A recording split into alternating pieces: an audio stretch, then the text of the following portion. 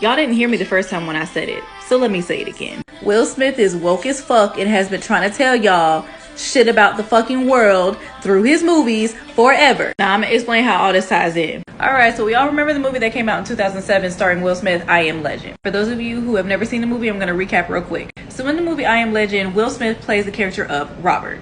Robert is a brilliant scientist who survived a man-made plague that turned humans into bloodthirsty mutants, possibly being the only survivor in the area. Robert wanders the streets of New York, calling out, making distress calls to anyone who is in the area to see if there's other survivors. And of course, all the while trying to find other survivors, of course he encounters some of these ugly things. Ducking and dodging these mutants left and right, Robert is still trying to find a cure using his own blood because he is immune to the plague.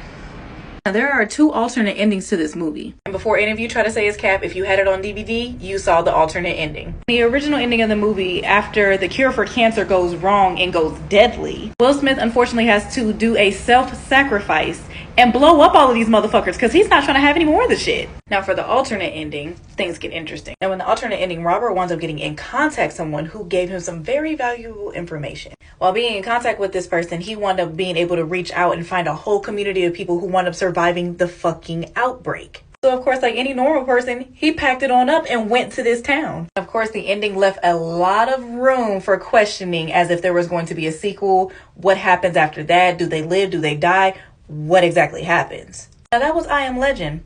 Let's talk about another one of his movies that ties in directly into the stitch at the beginning of the video. Another classic. We all remember the movie I, Robot, right? Keep in mind the time frame of this movie. This movie is based in 2035. Now in the movie I, Robot, Will Smith stars as Dale Spooner. Now, Dale is a detective in New York City. Now again, this movie's based in the future, and in the future apparently robots are working hand in hand with humans.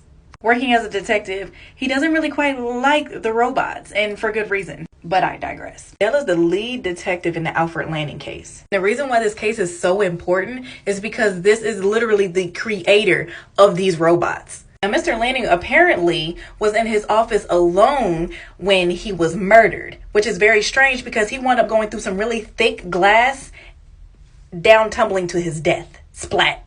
Dead.